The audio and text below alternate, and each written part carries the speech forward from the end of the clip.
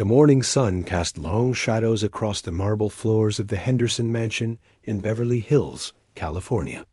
Despite the opulent surroundings, crystal chandeliers, Persian rugs, and artwork worth more than most people's homes, the house felt as cold as a mausoleum.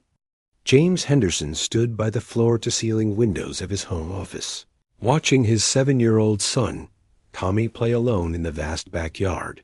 His small figure dwarfed by the perfectly manicured landscape dotted 38, James had everything.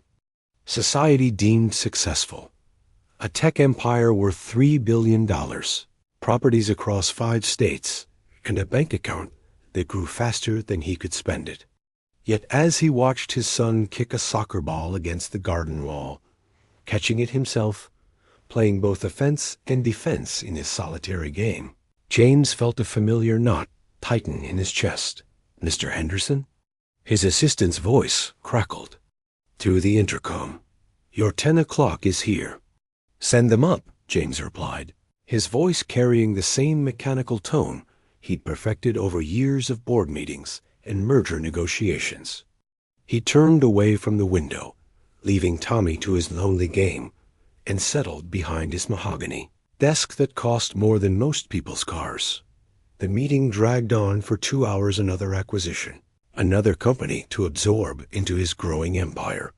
James found himself nodding at the right moments, asking the expected questions, but his mind kept drifting to the image of his son playing alone. When had he last played with Tommy? When had he last heard his son's laughter echo through these halls? After the executives left, James loosened his tie and walked to the kitchen, where their housekeeper, Mrs. Garcia, was preparing lunch. The 60-year-old woman had been with them since before Tommy was born, one of the few constants in their lives since Sarah's death 3 years ago. "Tommy's lunch is ready, Mr. Henderson," Mrs. Garcia said softly, gesturing to a small lunchbox on the counter. "He has soccer practice after school today." James nodded, barely looking up from his phone, where urgent emails demanded his attention. "I'll be in meetings until 8. Make sure he gets his homework done." Mrs. Garcia's expression softened with concern. "Mr. Henderson, perhaps you could—" "I pay you to take care of these things, Rosa," James interrupted, his voice sharper than intended. "I have a board meeting that could determine the future of 2,000 jobs." The housekeeper fell silent, hurt flickering across her weathered face. She'd known James since he was a struggling entrepreneur, had watched him build his empire from nothing, and had been there through the darkest days after Sarah's cancer diagnosis.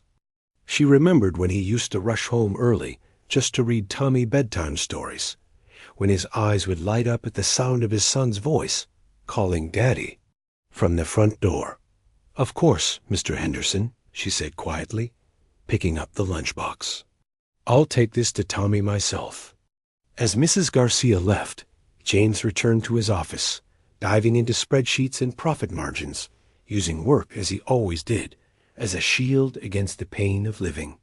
The house fell into its usual rhythm, the soft hum of the cleaning staff, distant sound of gardeners tending to the grounds, and the hollow echo of wealth without warmth dotted Westwood Elementary. Tommy Henderson sat in the cafeteria, his expensive lunchbox untouched before him. Around him, other children chatted and laughed, but Tommy remained quiet, picking at his gourmet sandwich without appetite. His teacher, Ms. Rodriguez, noticed his isolation and made mental notes to speak with his father again, though her previous attempts had been met with polite deflection from assistants and housekeepers. "Tommy, aren't you hungry?" asked Jake, a boy from his class who lived in a modest apartment across town, but whose eyes always sparkled with joy. "Not really," Tommy replied, his voice barely above a whisper.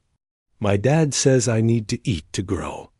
Strong, but I don't know why I need to be strong if I'm just going to sit by myself anyway."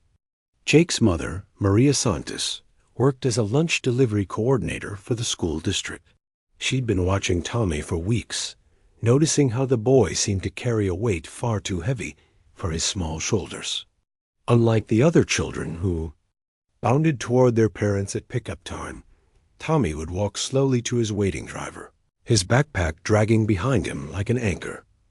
That afternoon, as James sat in yet another meeting, his phone buzzed with a text from Mrs. Garcia. Tommy forgot his lunchbox at school. Should I send the driver back? James typed back quickly. Handle it. I'm busy. But Mrs. Garcia had already left for her doctor's appointment, and the driver was caught in traffic across town. The forgotten lunchbox sat on Tommy's desk, containing not just his uneaten sandwich, but a small note Mrs. Garcia had tucked inside, a simple drawing of a heart with "You are loved" written in Spanish. Something she did every day, hoping to brighten the boy's world. As the sun began to set over Beverly Hills, casting the mansion in golden light that made it look warm from the outside, James finally emerged from his office. The house was too quiet. He found Tommy in the living room, sitting on the Persian rug with his homework spread around him, working alone under the glow of a lamp that cost more than most people's monthly salary.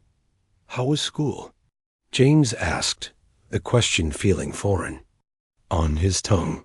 Fine, Tommy replied without looking up, a response that had become their standard exchange. James wanted to say more, to ask about friends, about dreams, about the things that made his son smile. But the words felt trapped behind years of emotional walls he'd built after Sarah's death. Instead, he ruffled Tommy's hair awkwardly and retreated to his office, where quarterly reports waited like old friends who never asked for more than his time. That night, as Tommy lay in his room, a space designed by interior decorators who'd never met him, filled with toys he rarely played with and books he'd never asked for, he stared at the ceiling and whispered into the darkness, "Mom, I wish Dad could see me like you used to." 3 floors below, in his mahogany-paneled office, James Henderson worked until the early hours of the morning, building an empire that grew larger, even as the most precious thing in his life, his son's childhood, slipped away day by day, moment by moment, like sand through his fingers.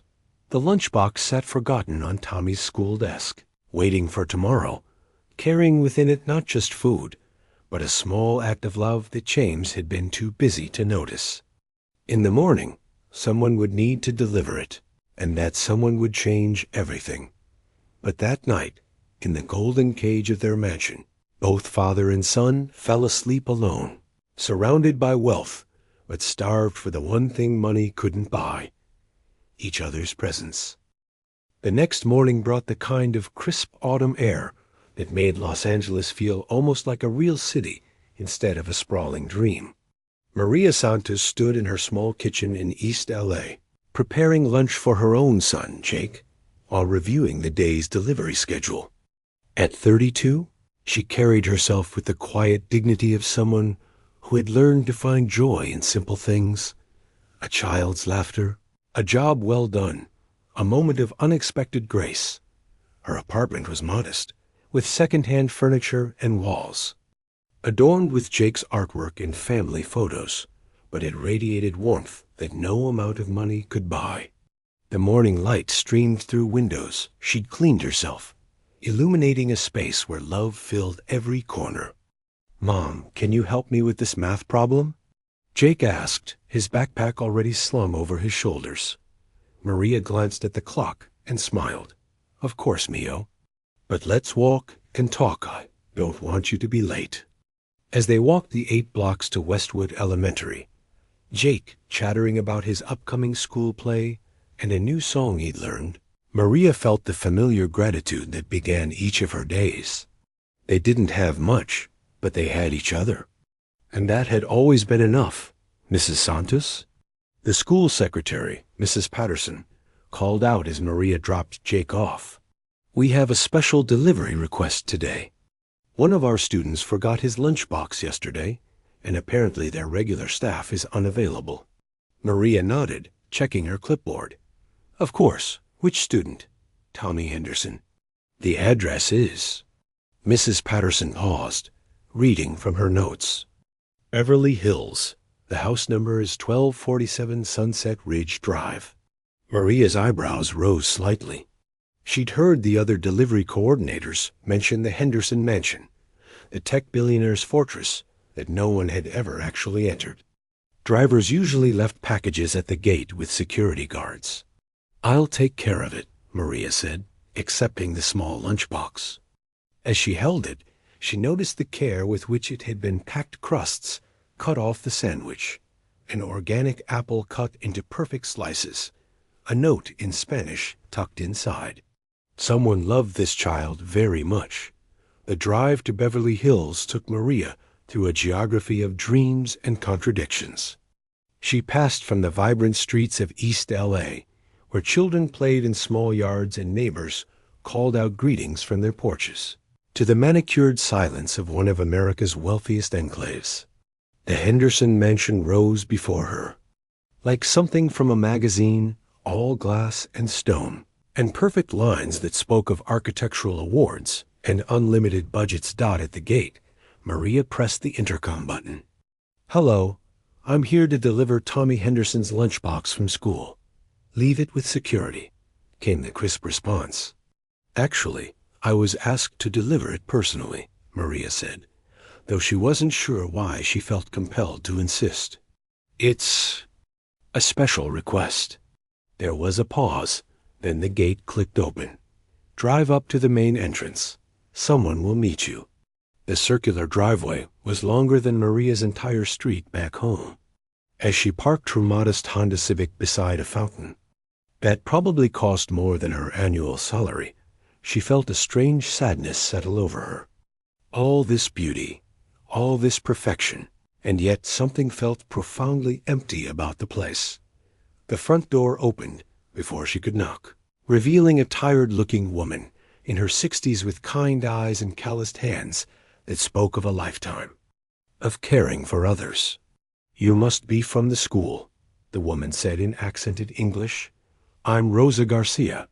I'm so sorry about the confusion with the lunchbox. My employer ... is very busy." "Of course," Maria replied in Spanish, noticing the relief that crossed Mrs. Garcia's face at hearing her native language. "I'm Maria Santos. I coordinate the lunch deliveries for the district." As Mrs. Garcia led her through the marble foyer, Maria couldn't help but notice the silence.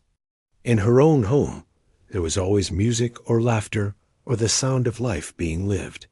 Here, their footsteps echoed like whispers in a cathedral. "Mr. Henderson is in an important meeting," Mrs. Garcia explained as they walked. "He's been working since 5 this morning. The boy, Tommy. He's such a good child, but—" She trailed off, loyalty warring with concern. They reached the kitchen, where Mrs. Garcia began preparing a fresh lunch for Tommy. "He barely touched yesterday's meal," she said softly. "He's been so quiet lately, so withdrawn. I tried to brighten his day with little notes, but—" "The note in Spanish," Maria said, understanding. "You wrote that ... double quotes," Mrs. Garcia nodded, tears threatening. "His mother used to sing to him every night. She had the most beautiful voice. After she died, the music just ... stopped. Mr. Henderson. He's a good man, but grief has made him distant. He builds walls around his heart. And Tommy lives outside those walls." As if summoned by their conversation, a small figure appeared in the kitchen doorway. Tommy Henderson was a beautiful child, with his father's dark eyes and what must have been his mother's gentle features.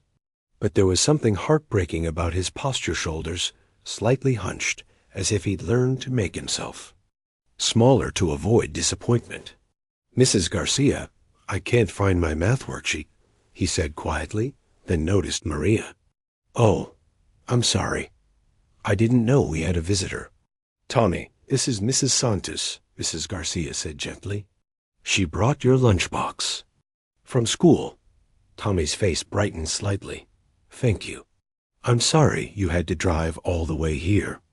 Maria knelt down to his level, struck by his politeness and the sadness in his young eyes. It's no trouble at all, sweetheart. I have a son your age, Jake. He's in Mrs. Rodriguez's class, too. Jake Santos. Tommy's face lit up with the first genuine smile Maria had seen from him. He's really nice. He sits with me sometimes at lunch when the other kids are too busy. Maria felt her heart squeeze. He's mentioned you.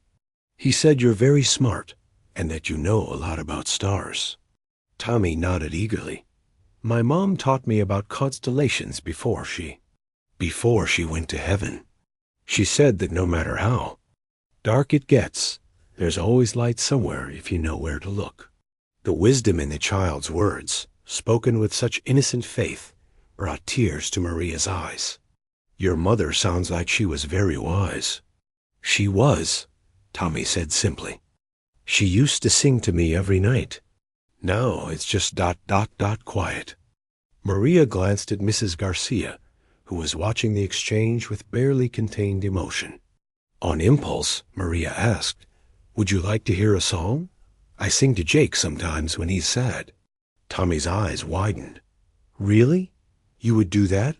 Of course. Maria began to sing softly, a lullaby her own mother had sung to her. Then she'd sung to Jake, and her grandmother had sung to her mother, a chain of love passed down through generations.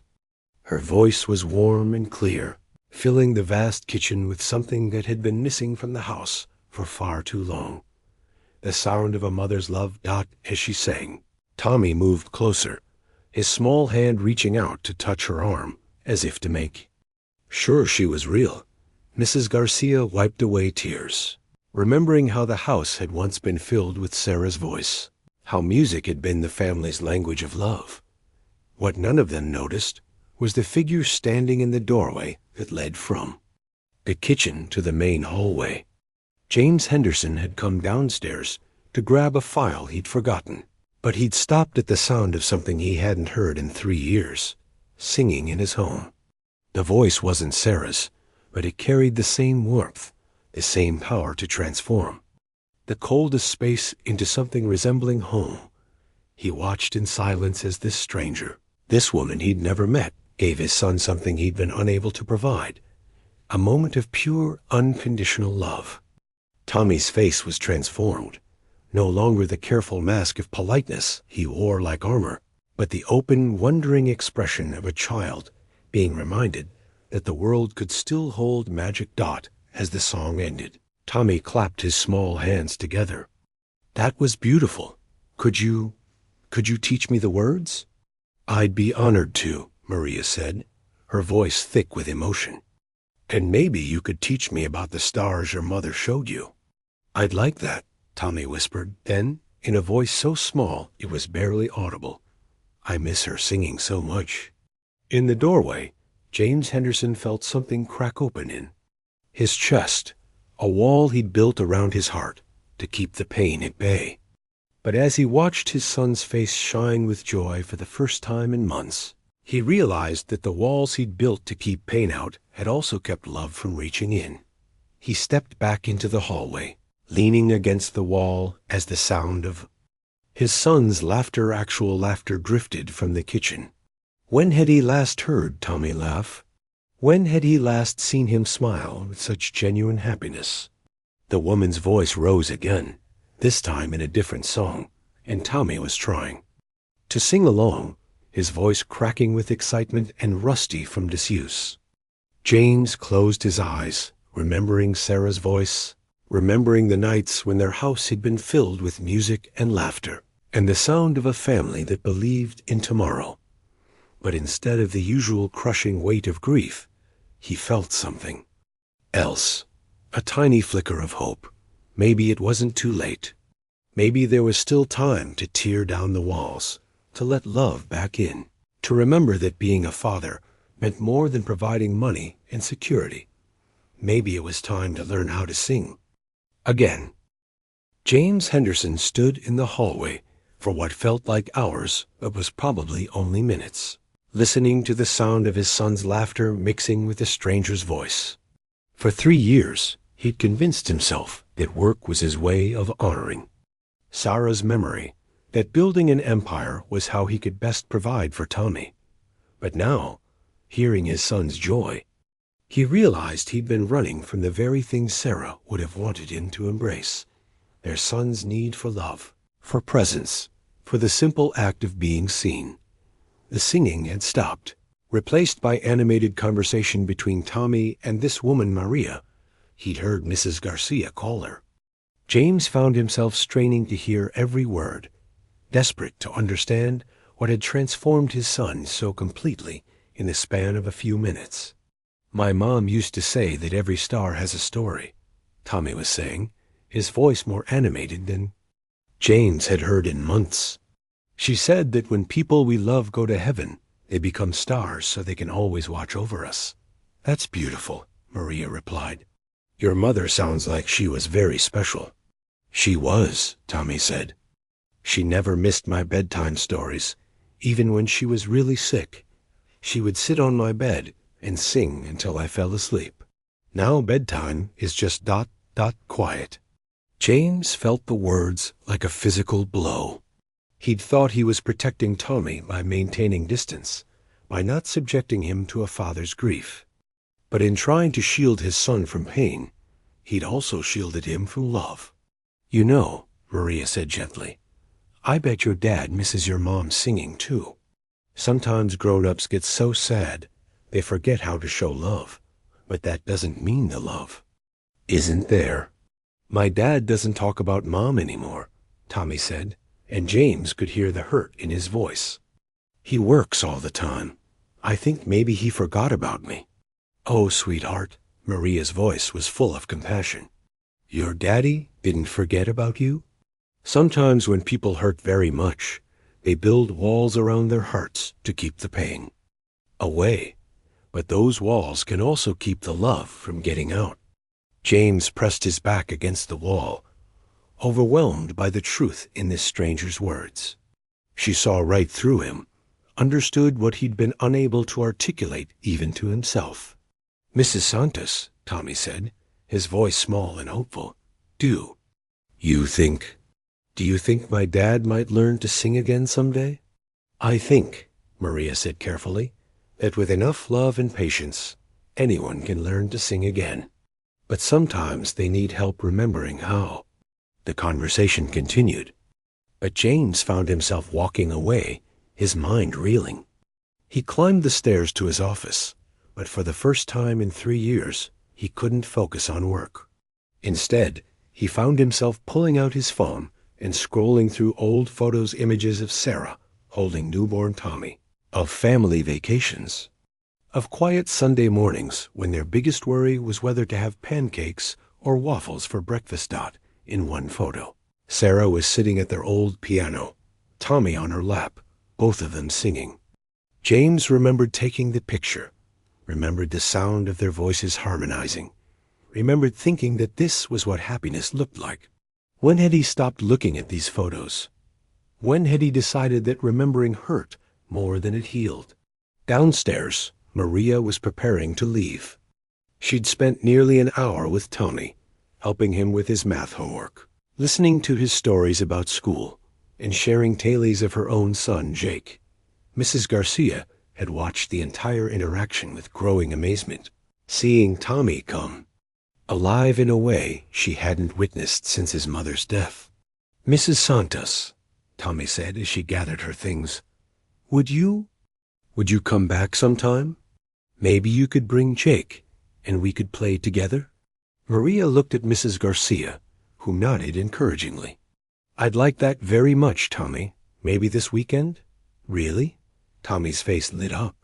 "I could show him my telescope. My mom gave it to me, and I know all the constellations." "He would love that," Maria said, ruffling his hair. "And maybe next time you could teach me one of your mother's songs." As Maria walked to her car, she felt the weight of what she'd witnessed. This wasn't just about a forgotten lunchbox or a lonely child. This was about a family that had forgotten how to be a family, about love that had been buried under grief and fear. She was halfway down the driveway when she heard footsteps behind her. Turning, She saw James Henderson walking toward her, his expensive suit somehow making him look more vulnerable rather than more powerful. "Mrs. Santos," he said, his voice uncertain, I wanted to thank you for spending time with Tommy." Maria studied his face, seeing the same eyes as his son, but whereas Tommy's held hope, James's were shadowed with years of carefully controlled pain. "He's a wonderful boy," she said simply. "You should be very proud." "I am," James said, then stopped, as if the words felt foreign. It's been difficult since my wife died. I'm not sure I've been the father he needs." "He loves you," Maria said gently, "but love needs to be shared to grow. It can't survive in isolation." James nodded, looking down at his hands. "I heard you singing." "I haven't heard music in this house. Since Sarah died, I thought it would be too painful, but Tommy's face when you sang to him. I haven't seen him that happy in years. Music has a way of healing," Maria said. "It doesn't replace what we've lost, but it can help us remember what we still have." They stood in comfortable silence for a moment, two parents who understood the weight of loving a child, the fear of failing them, the desperate hope of getting it right. "Mrs. Santos," James said finally, "Tommy mentioned that you might visit this weekend with your son." "If that's all right with you," Maria said. "I know we're strangers, but Tommy seems lonely," James finished. "Yes, he is. We both are." He paused, then added, "I'd like to be there when you visit. I'd like to meet your son, and I'd like to try to remember how to be Tommy's father." Maria smiled, the first genuine smile she'd given him. "I think that would be wonderful. And Mr. Henderson? It's never too late to learn to sing again." As she drove away, James stood in his driveway, watching her modest car disappear down the street. For the first time in 3 years, he felt something he'd almost forgotten: hope. Not the hope of a business deal or a successful quarter, but the hope of a man who was beginning to believe that maybe, just maybe, he could still be the father his son needed. That night, instead of working until the early hours, James found himself at Tommy's bedroom door. His son was lying in bed, staring at the ceiling, humming softly to himself. "Tommy?"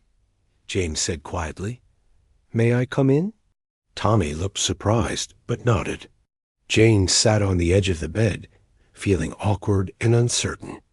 "I heard you had a visitor today," James said. "Mrs. Santos," Tommy said, his face lighting up. "She sang to me, Dad. She has a beautiful voice, like Mom did." James felt his throat tighten. "I'm sorry I haven't sung to you, son. I'm sorry I haven't been present." Tommy sat up, his eyes wide. "It's okay, Dad. I know you're sad about Mom, too." "I am sad," James admitted. "But that's not an excuse for forgetting what your mother would have wanted most, for me to love you the way she did." "I miss her singing," Tommy whispered. "I miss it too," James said, and for the first time in 3 years, he didn't push the emotion away. "But maybe we could try to make some music of our own. What do you think?" Tommy's smile was brighter than any business success James had ever achieved. "I'd like that, Dad. I'd like that a lot." As James tucked his son in, he made a promise to himself and to Sarah's memory. He would tear down the walls. He would let love back in, and he would learn to sing again. Because some things, like a child's laughter and a father's love, were worth more than all the empires in the world. Saturday morning arrived with the kind of golden California sunshine that made even the most cynical hearts believe in second chances. For the first time in 3 years, James Henderson woke up before his alarm, not because of anxiety about board, meetings, or merger deadlines, but because he was genuinely looking forward to something: meeting the woman and child who had reminded him that his house could be a home.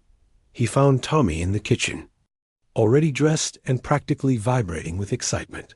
Mrs. Garcia was preparing what looked like enough food to feed a small army, her face showing the first genuine smile James had seen from her in months. "Dad, what if Jake doesn't like?" "Emmy?" Tommy asked, his excitement momentarily clouded by doubt. "What if I don't know how to play with another kid anymore?" James knelt down to his son's level, a gesture that felt both natural and foreign after years of maintaining distance. "Tommy, do you remember what your mom used to say about making friends?" Tommy thought for a moment. Then his face brightened. "She said that friendship is like music. You don't have to be perfect. You just have to be willing to harmonize." "That's right," James said, feeling Sarah's wisdom flow through him. "And you, my son, have a beautiful heart. Trust that." Mrs. Garcia watched this exchange with tears in her eyes. For 3 years, she'd watched James build walls around his heart, watched Tommy learn to expect disappointment, watched a family forget how to be a family. Now, she was witnessing something she'd prayed for every night, the first tentative steps. Toward healing. At exactly 10 o'clock, the gate intercom chimed. James walked to answer it personally, something he hadn't done in years. On the small screen, he could see Maria Santos standing beside her car, holding the hand of a boy who looked about Tommy's age. "Good morning, Mrs. Santos," James said, his voice carrying a warmth that surprised even him. "Please, come in." As Maria and Jake walked up the long driveway, Jake's eyes grew wide with wonder. "Mom, is this really where Tommy lives?" "It's like a castle." "It's very grand," Maria agreed, but her voice carried a note of concern. She understood luxury, but she also understood loneliness, and she hoped that behind all this magnificence, there was still room for simple joy. James met them at the front door, and for a moment, he saw his home through their eyes. The marble foyer, the crystal chandelier, the sweeping staircase that belonged in a museum rather than a family home. But before he could feel embarrassed by the excess, Tommy came running down the stairs, his feet echoing in the vast space. "Jake, you came." Tommy's voice was pure joy, and Jake's face lit up with equal enthusiasm. "Tommy, this place is incredible. Do you really live here all by yourself?"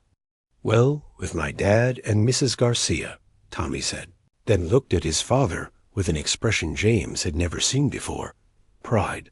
"Dad, this is my friend Jake." James extended his hand to the boy, who shook it with the serious dignity of a child, trying to make a good impression. "It's very nice to meet you, Jake. Tommy talks about you all the time." "He does." Jake looked delighted. "Tommy's the smartest kid in our class. He knows everything about stars. Why don't you show Jake your telescope?" James suggested, and both boys raced off toward the backyard, their laughter echoing through the house in a way that made the vast spaces feel less empty. James turned to Maria, who was watching the scene with a soft smile. "Thank you," he said simply.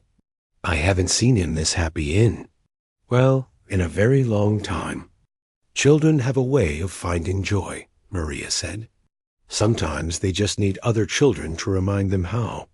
They walked through the house toward the backyard, and James found himself seeing everything through her eyes.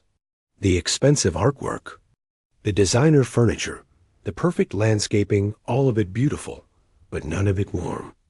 In her small apartment, he imagined, there were probably finger paintings on the refrigerator and family photos on every surface. Here, there were no personal touches, no evidence that a family lived and loved within these walls. "Mrs. Santos," he said as they reached the patio, "I owe you an apology." She looked at him with surprise. "For what?" "For being so dismissive when you called, for assuming that material things were enough, for for letting my grief make me forget that Tommy needed more than financial security." Maria sat down on one of the patio chairs, her expression thoughtful. "Mr. Henderson, may I ask you something?" "Of course." "What did your wife love most about being a mother?" The question caught James off guard. He was quiet for a long moment. watching the boys in the distance, Tommy animatedly pointing at different parts of his telescope, while Jake listened with rapt attention. She loved the little moments, he said finally. The bedtime stories, the songs, the way Tommy would run to her when he scraped his knee. She said that being a mother wasn't about grand gestures. It was about showing up every day for all. The small moments that make up a childhood. And what do you think she would say about the last 3 years? Maria asked gently. James felt the question like a physical blow, but instead of deflecting or becoming defensive, he really considered. She'd say I was so afraid of not being enough that I forgot to be anything at all. But you're here now, Maria said. And from what I can see, you're ready to learn how to be Tommy's father again. Before James could respond, the boys came running back, their faces flushed with excitement. Dad, Jake wants to know if we can have a sleepover, Tommy announced. Can we, please? James looked at Maria, who shrugged with a smile. It's fine with me if it's fine with you. Can we really? Jake asked, his eyes bright with hope. I've never had a sleepover in a mansion before. Neither have I, Tommy said, then looked confused. Actually, I've never had a sleepover at all. The admission hit James like a punch to the gut. His son had never had a sleepover, had never had a friend over to play, had never experienced the simple joy of childhood friendship. How many other milestones had he missed while building his empire? Of course you can have a sleepover, James said, his voice thick with emotion. But first, let's have some lunch. Mrs. Garcia has been cooking all morning. As they sat around the kitchen table, not the formal dining room with its intimidating chandelier and seats for 20, but the warm kitchen where Mrs. Garcia had prepared simple sandwiches and fresh fruit, James watched his son come alive. Tommy was animated in a way James hadn't seen since Sarah's death, telling Jake about the constellations, asking about Jake's school projects, sharing the kind of easy conversation that comes naturally to children. Tommy, Jake said between bites of his sandwich, your dad seems really nice. My mom says some dads don't know how to talk to kids, but yours is trying really hard. Tommy looked at his father with an expression of dawning understanding.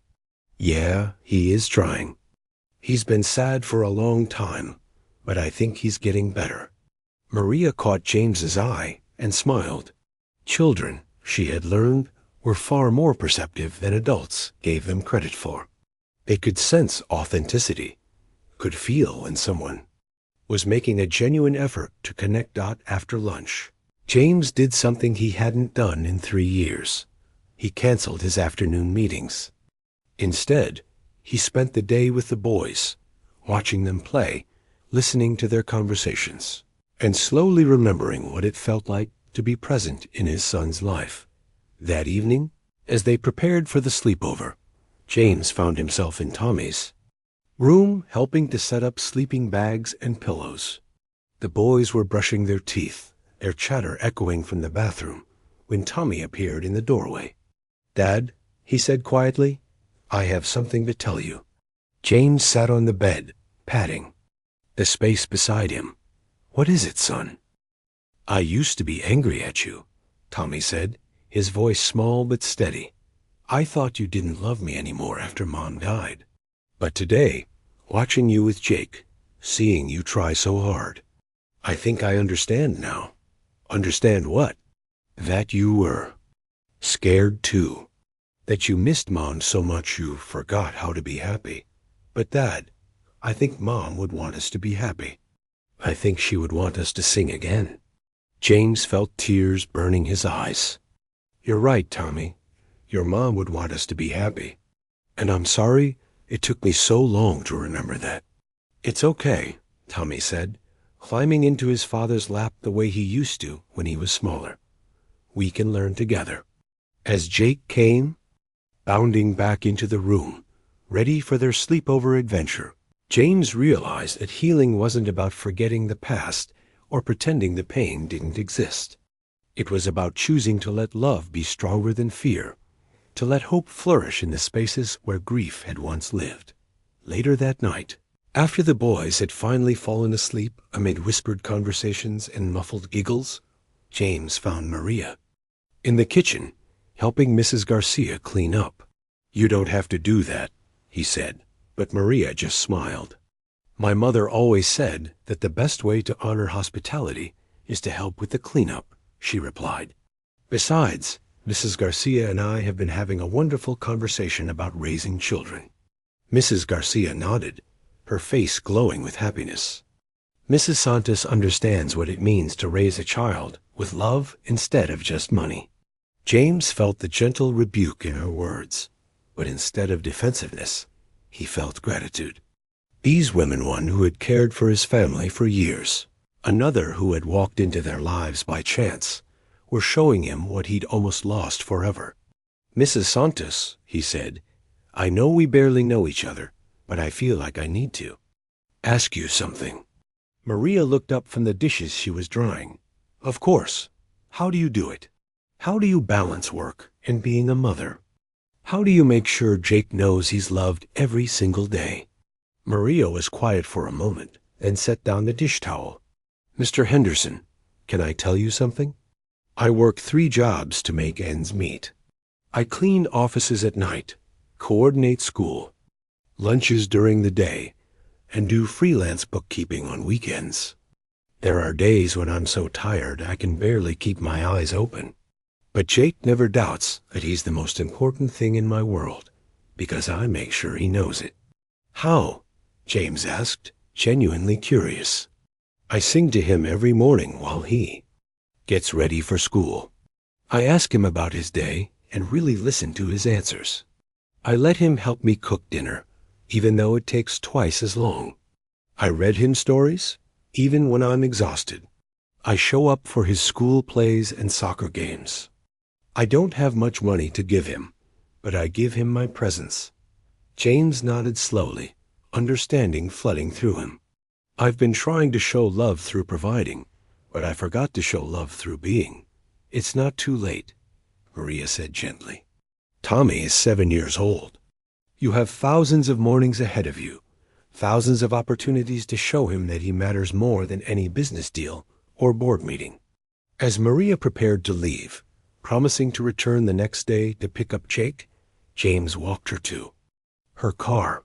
The night was clear, and the stars that Tommy loved so much were visible even through the haze of city lights. "Mrs. Santos," he said, "I want to ask you something else, and I hope you won't think I'm presumptuous." "What is it?" "Would you consider letting me help with Jake's education? I know how expensive private schools can be, and Mr. Henderson." Maria interrupted gently. "I appreciate the offer, but Jake doesn't need expensive schools. He needs what he already has: a mother who loves him, friends who care about him, and teachers who believe in him. Money can't buy the things that matter most." James felt chastened, but also enlightened. "You're right. I'm sorry. I'm still learning how to think about love without thinking about money. But," Maria continued with a smile, "if you really want to help, there is something you could do. Anything. Keep being Tommy's father. Keep showing up. Keep learning how to sing again. Because when you heal, you're not just saving your relationship with your son. You're showing him that love is stronger than loss, that families can survive the worst storms and still find their way back to each other." As her car disappeared down the driveway, James stood under the stars, feeling something he hadn't felt in 3 years: peace. Not the absence of pain, but the presence of hope. Tomorrow would bring new challenges, new opportunities to choose love over fear, presence over absence, connection over isolation. But tonight, his son was sleeping peacefully upstairs, surrounded by the laughter of friendship and the promise of a father who was finally learning how to be present. And for the first time since Sarah's death, that felt like enough. 6 months later, the Henderson mansion had undergone a transformation that had nothing to do with interior decorators or architectural renovations. The marble floors still gleamed. The crystal chandelier still cast prismatic light across the foyer. But something fundamental had changed. The house had remembered how to be a home. James stood in the kitchen on a Saturday morning, flour dusting his expensive shirt as he and Tommy attempted to make pancakes from scratch. It was their third try. The first batch had been burned, the second too gooey, but neither of them cared about the failures. They were laughing, actually laughing, as Tommy tried to flip a pancake and sent it flying across the kitchen. "Dad, I think pancakes are harder than running a company," Tommy said, giggling as he watched his father attempt to catch the wayward breakfast. "You know what?" James said, abandoning the pancake to its fate on the floor. "I think you're absolutely right. But your mom always said the best meals are the ones where you make mistakes and laugh about them." The mention of Sarah no longer brought the crushing weight it once had. Instead, it brought warmth, memory, and the growing understanding that honoring someone's memory didn't mean freezing life in place. It meant carrying their love forward into new moments, new songs, new possibilities. Mrs. Garcia watched from the doorway, her heart full as she observed the scene. The man who had once been too busy to notice when his son needed a hug was now covered in flour, singing off-key while teaching Tommy how to measure ingredients. The boy who had once eaten his meals in silence was now chattering about his upcoming school play, his friendship with Jake, and his excitement about the sleepover they were planning for that evening. "Mrs. Garcia," James called out, "would you like to help us with this pancake disaster?" "I thought you'd never ask," she said, rolling up her sleeves with a smile that had become her default expression over the past 6 months. The kitchen filled with the kind of comfortable chaos that marks a real family. Flour everywhere, laughter echoing off the walls, and the smell of slightly burned pancakes mixing with the aroma of fresh coffee and genuine joy. At 10 o'clock, the gate intercom chimed, and Tommy ran to answer it himself, a small privilege James had granted him as part of their new tradition of making the house feel less like a fortress and more like a home. "Jake, Mrs. Santos, come in. Dad and I made pancakes." Tommy's voice carried all the excitement of a child who had learned to expect good things.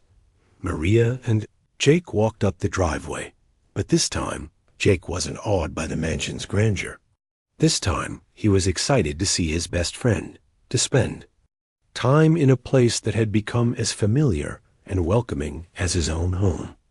"Mr. Henderson," Jake called out as he bounded into the kitchen. "Tommy says you learned how to make pancakes." "Well, learned might be too strong a word," James said, ruffling Jake's hair. "But I'm definitely getting better at making edible mistakes." Maria surveyed the flour-covered kitchen with amusement. "It looks like you've been having quite an adventure." "The best kind," James said, and meant it. 6 months ago, he would have been mortified by the mess, would have called in a cleaning service to restore order. Now he understood that some of life's most precious moments were messy, imperfect, and utterly irreplaceable. As they sat down to eat their imperfect pancakes, James marveled at how natural this felt, this mixing of families, this easy conversation, this simple joy. Tommy and Jake chattered about their plans for the day, which included a trip to the observatory, a movie, and the continued construction of what they called their friendship fort in the backyard. "Dad," Tommy said between bites, "Mrs. Santos said she might teach us some new songs today. Would you like to learn too?" James looked at Maria, who nodded encouragingly. "I'd like that very much," he said. After breakfast, they all moved to the living room, where James had recently installed something that would have been unthinkable 6 months earlier, a piano. Not the grand concert piano Sarah had dreamed of, but a simple upright that invited participation rather than performance. "I haven't played in years," James admitted as he sat on the bench. Sarah was the musical one in the family. "Music isn't about being perfect," Maria said gently. It's about expressing what's in your heart. She began to play a simple melody, humming along as her fingers found the keys. Soon, Tommy joined in, his young voice clear and true. Jake added his own harmony, and Mrs. Garcia, who had been listening, from the doorway, stepped forward to contribute her warm alto. James listened for a moment, overwhelmed by the beauty of it, not because the voices were professional or the harmony perfect, but because it was real. This was what Sarah had tried to tell him all those years ago, that music was about connection, about sharing the contents of your heart with the people you loved. Tentatively, he began to sing along, his voice rusty from disuse, but growing stronger with each note. The song was simple, a melody about hope and love and the courage to begin again. But as their voices blended together, it became something transcendent. When the song ended, they sat in comfortable silence, the last notes hanging in the air like a benediction. "Dad," Tommy said softly, "I think Mom would like this song." "I think she would too," James replied, his voice thick with emotion. "I think she would love seeing us all here together, making music and making memories." The afternoon passed in a blur of simple pleasures. They visited the observatory, where Tommy proudly showed off his knowledge of constellations, explaining to Jake how his mother had taught him to read the stars. They came home to a dinner prepared by Mrs. Garcia, who had outdone herself with homemade enchiladas and fresh tortillas. As evening approached, James found himself in his office, not to work, but to make a phone call he'd been contemplating for weeks. "Hello, St. Catherine's Children's Home," he said when the call connected. "This is James Henderson. I'd like to discuss establishing a music program for your children." The conversation that followed was unlike any business negotiation James had ever conducted. He wasn't seeking profit or advantage. He was seeking purpose. He wanted to create something that would honor Sarah's memory while giving other children the gift of music that his own son had almost lost. "We could start with basic instruments," he explained to the director, "but I'm thinking bigger. Music, therapy, performance opportunities, maybe even a scholarship program for children who show musical talent but lack the resources to pursue it." As he spoke, he felt Sarah's presence in a way he hadn't since her death, not as a painful absence, but as a guiding spirit, a reminder that love multiplied when it was shared. When he hung up the phone, he found Maria standing in the doorway. "I hope you don't mind," she said. "Tommy wanted to show Jake his room, and I got a bit lost in this big house." "Not at all," James said, then smiled. "Actually, I'm glad you're here. I have something I want to ask you." Maria stepped into the office, her expression curious. "I just called St. Catherine's Children's Home," James said. "I'm going to fund a music program there. But I don't want to just write a check and walk away. I want to be involved, to help. Make it something special." "That sounds wonderful," Maria said, though she seemed to sense there was more. "I want you to help me run it," James said. "I know you already have 3 jobs, and I know you value your independence. But I also know that you understand music in a way that I'm still learning. You understand children. You understand what they need, and ... I think we work well together." Maria was quiet for a long moment, considering. "Mr. Henderson." "James," he corrected gently. "Please call me James." "James," she continued, "are you sure this is about the music program? Or is it about something else?" James considered her question seriously. Over the past 6 months, he had come to deeply respect Maria Santos, not just for the role she'd played in reuniting him with his son, but for the woman she was. She was kind without being weak, strong without being hard, and wise in ways that had nothing to do with education or wealth. "It's about both," he said honestly. "I believe we could create something beautiful together for those children. But I also believe that Tommy and Jake have shown us something important about family, that it doesn't always look the way we expect it to. Before Maria could respond, the sound of children's laughter echoed through the house, followed by Tommy's voice calling out, "Dad, Mrs. Santos, come listen to the song we made up." They looked at each other and smiled, the conversation tabling itself in favor of something more immediate and precious, the sound of children who felt loved, secure, and free to create. In the living room, they found Tommy and Jake at the piano, their small hands picking out a simple melody they'd composed together. Mrs. Garcia was sitting nearby, clapping along with their rhythm, her face glowing with the joy of witnessing childhood in full bloom. "It's called The Friendship Song," Tommy announced proudly. "It's about how sometimes the best things happen when you're not looking for them." As the boys began to sing their creation, James felt the last of his walls finally crumble. This was what Sarah had wanted for their family, not perfection, but presence. Not isolation, but connection. Not silence, but song. The melody was simple, the lyrics straightforward, but as their voices filled the room, James understood that they were creating something that would last far beyond this moment. They were creating a legacy of love, a testament to the power of second chances, a reminder that even in the darkest silence, the human heart could learn to sing again. When the song ended, Tommy looked at his father with eyes bright with pride and joy. "Dad, do you want to help us write the next verse?"